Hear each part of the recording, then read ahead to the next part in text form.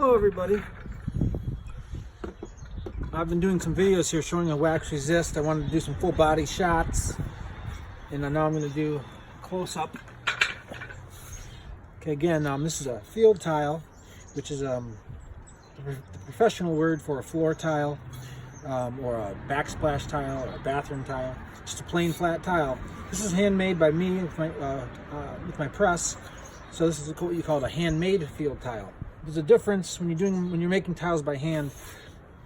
You don't have the equipment, the machines, the employees that a big company has. So these are all made one by one, and with glazes that we make from scratch, and all the little steps like you're seeing here make these special.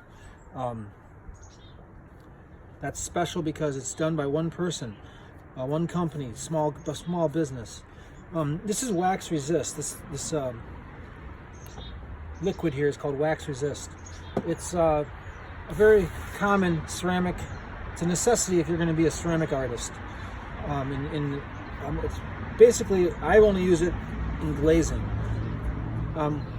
Wax resist is a lot like paraffin wax, but it's liquid at room temperature. Paraffin wax is what you use what they used to use for canning fruit and things, meat. So you need to apply the wax resist anywhere you don't want the glaze to go when you're glazing it. If you can imagine here, this is the back of the tile. This would be the front of the tile. This is where the surface of the tile will be, you'll be walking on or seeing your backsplash. Now, the back of the tile, you don't want to ever get glaze on the back of the tile, because you have to set this on your kiln shelf. In your kiln, when you fire it. And any glaze that drips from the side, imagine this is on the kiln shelf. Any glaze that drips down and sticks to the kiln shelf, or any glaze you don't remove from the back of the tile after you've glazed it, will stick to that kiln shelf, and not only will it break this tile, but it'll also damage your kiln shelf. And those kiln shelves are expensive. So you have to use this wax resist to glaze these tiles. Sometimes you can use glazes that are where it's possible just to very carefully dunk the surface of the tile, but I don't use those types of glazes. I use nice thick glazes that are our own home recipes, that melt and do interesting things. And in order to get that homemade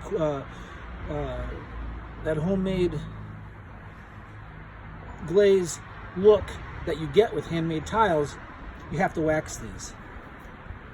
So the waxing process is another step. It takes time. It's a necessity. You have to wax the whole back of the tile, and then you have to wax the sides. And we wax the sides because it makes it easier when we're cleaning. Again, like I'm saying, we're setting this tile on a kiln shelf, and any glaze that comes in contact with that kiln shelf is going to cause problems. Cause you problems. It's gonna make the tile stick to the kiln shelf.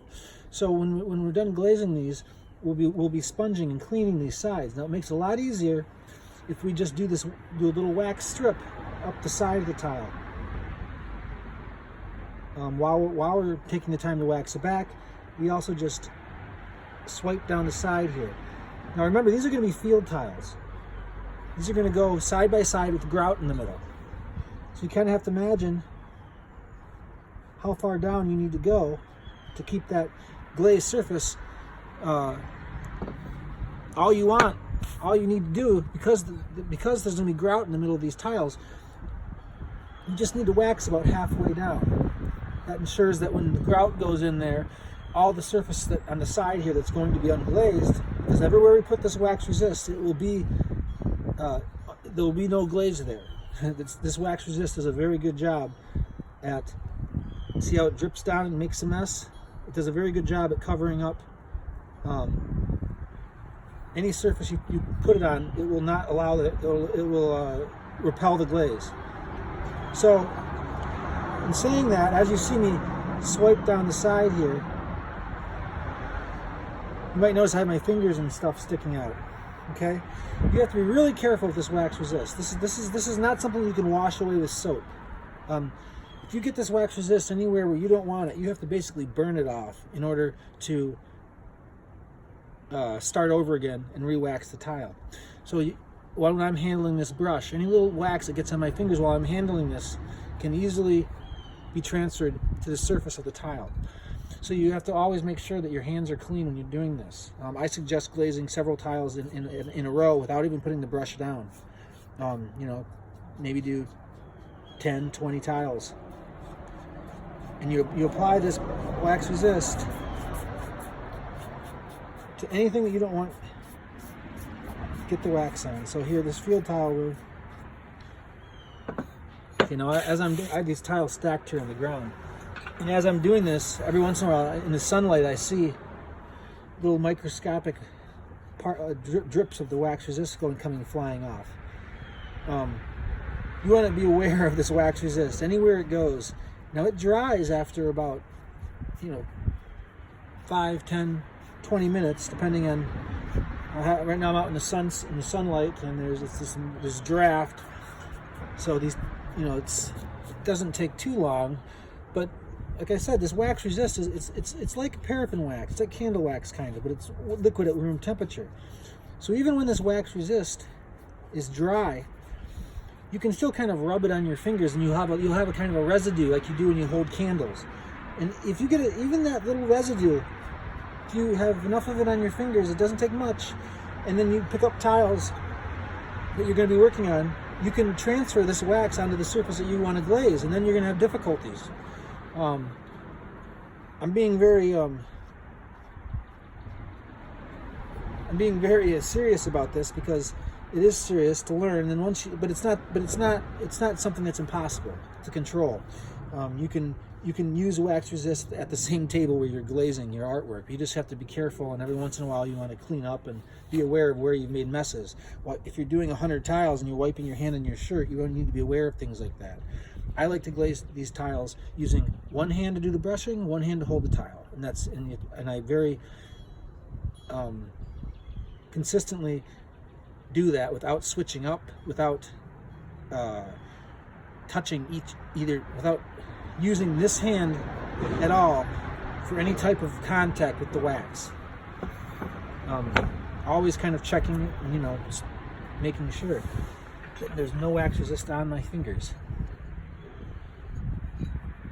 So again, this is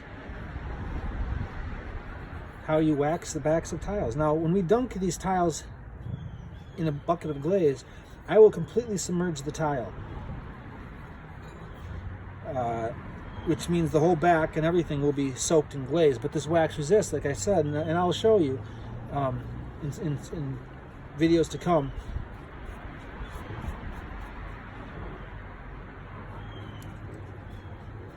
the wax resist does a very good job at repelling the glaze. It does what it's supposed to do, and that's why you need to be very careful. And again, a couple little pointers: when you buy this wax resist, it costs about $50 for a gallon jug, but then you can add water to it. So I've added a lot of water to this.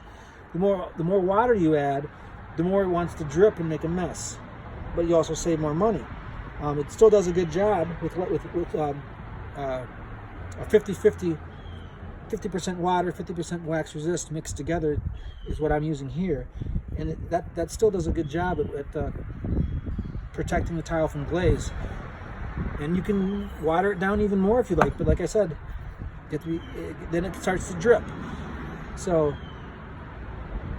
you need to strive to not get that wax resist on the surface of the tile that's going to be glazed. That's the goal, apart from doing the waxing on the back of the tile. I like to use a brush that is wide enough to cover a nice area to make, the smaller the brush you use, the more time it's going to take. But again, the larger brush that you use might be a little more difficult to be really carefully catch that edge. Again, you want to get down about halfway down this edge. One other little pointer is all these tiles have been washed. washed them all after I got them out of the kiln. That's because after I press these tiles, I trim them and sometimes I sand them a little bit. Any sand dust, any dust or anything that you get on these tiles, on this surface here, can cause problems when you glaze. When we're doing field tiles, we need to have a very smooth, perfect glaze over this tile. We don't want there to be smudges. We don't want there to be fingerprints. We don't want anything. So I have a little tool that I make that allows me to, it's a little hanger, I'll show you that later on in the next video. But you just rest the tile in this little hanger and I just dunk it in the bucket. And then the little hangers do not touch this surface of this tile. Any dust, any wax on this surface can cause difficulties for the glaze to stick there.